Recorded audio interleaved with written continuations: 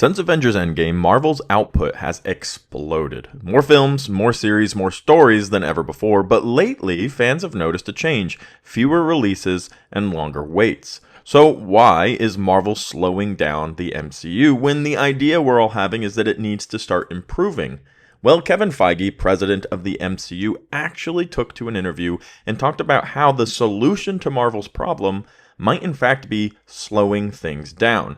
Now, I don't think that this directly has anything to do with the idea of superhero fatigue, which is a common phrase thrown around, but rather with the much more idealistic understanding of poor writing and bad production fatigue. The Marvel Cinematic Universe, through the multiverse saga, has definitely had its own internal struggles with good writing, good production, and overall cinematic storytelling, which really was the bread and butter of the MCU in the Infinity War saga. But in today's video, we're going to go through what Kevin Feige had to say specifically about the production plan of the MCU moving forward, not only for the Doomsday in Secret War ending of the multiverse saga, but for the reset of the MCU, which I know a lot of you are highly anticipating, as well as we'll discuss a lot of the lost post-credit scenes throughout the multiverse saga that we might need to just kind of move on from. Hey everybody, how's it going? Welcome back to the Cosmic Wonder. It's Chris. You might recognize me from some of the live streams or our podcast, and today I am filling in again for Warren. But we have an awesome article here to go over, and I'm really excited to discuss what really the new direction of the MCU means, because this new direction isn't on screen, but it's off screen, and it's going to be the way that Disney and Marvel address the production of new projects. And that's exactly what he does in this new article from The Direct. Kevin Feige defends Marvel's slowdown, and he makes a great point. The Marvel Studios boss told all about the MCU's reduced slate as of late. And it says Marvel Studios President Kevin Feige explained himself for Marvel's recent slowdown of projects, and his argument makes a lot of sense. The MCU boss has been busy since 2008, but no years have seen the executive move quite like the last 6. Since Avengers Endgame. Since the Infinity Saga ended, Marvel Studios has increased its output, adding streaming to its content equation and putting out more movies annually than ever before.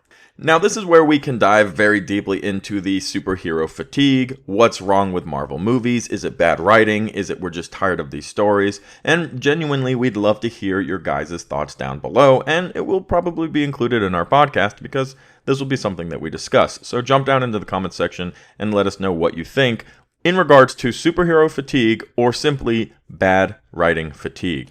Because to this article's point, definitely it is understood that post-Avengers Endgame, we saw a massive uptick in Marvel projects. And we know the real reasons behind this. Disney came to Marvel and said, we need help pushing Disney+.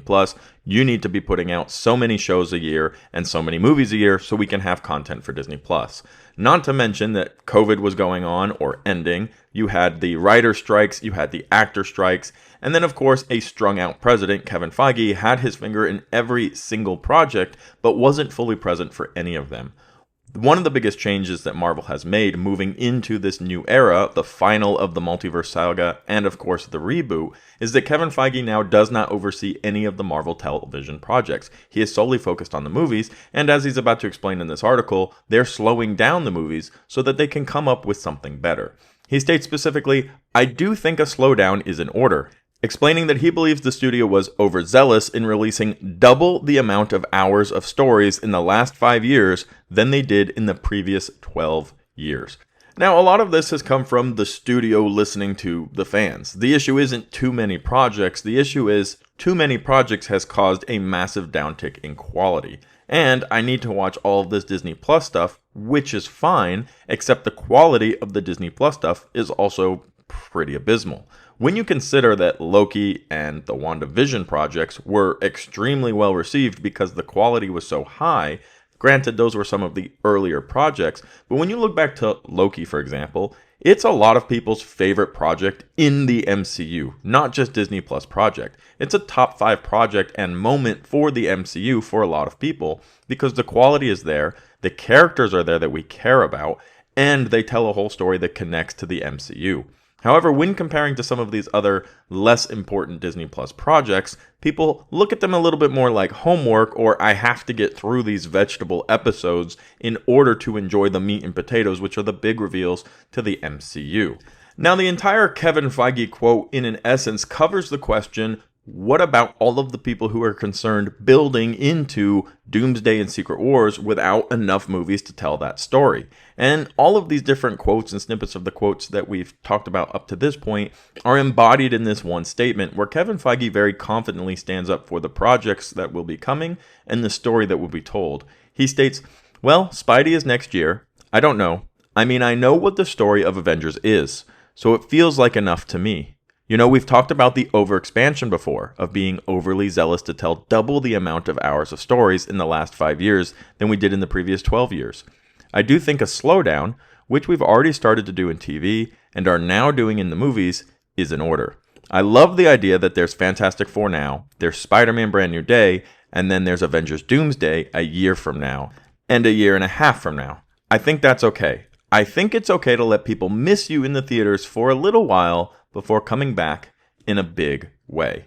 Now, this really connects us to all of the big questions that I think the fandom is asking right now. Every week when Warren and I have an opportunity to go live on the channel, we discuss with you guys how you're feeling about the current status of the MCU, and one of the big feedbacks we're getting is, well, do we have enough build-up for Doomsday? Because we're walking into this big finale, and I don't want to not know who Doom is. I want to be able to root for him. I want to be able to root against him and see what characters are going to be involved. Well, we're really going to hear from Kevin Feige in this quote the confidence that he has in the team, the cast, the writers, the crew, and the production of this film. And he even kind of teases a little bit, saying it's all right for you to miss us before we come back in a big way. The confidence in the statement for this swan song-esque production that is Doomsday and Secret Wars is very, very telling in a good way. I'm excited to see that people aren't only worried about what is going to happen, but also worried about the production, the quality, and ultimately the story and the emotions that will be told there. Now, keep in mind, we have a ton of post-credit scenes that might not ultimately come to fruition. There is a part of the MCU over the last several years where they have doubled the amount of storytelling they did through the entire Infinity Saga that really will just have loose ends. Now, the idea that we have all of these projects that need to have a story told, there needs to also be an appreciation that not all of them will have their story told in Secret Wars. Now, that doesn't mean never, it just means not today. Now, a perfect example of that is the Eternals. Way back in 2021, we had a post-credit scene where Dane Whitman's Black Knight had the Ebony Blade. Now, this is going to connect to the Midnight Suns, who we know have been postponed until post-Secret Wars. So again, one day, but not for the upcoming projects. We can also connect to Moon Knight 2022, when Moon Knight had his post-credit scene that revealed Moon Knight was very much alive and well, and that we were going to be getting a massive tease for what's to come with that character. But again, this connects directly to the Midnight Suns, which won't be coming until post-Avengers Secret Wars. Doctor Strange in the Multiverse of Madness is one where we saw Doctor Strange and Clea jump off into the distant universes ready to fix an incursion. When will we get an update on that? Nobody really quite seems to know.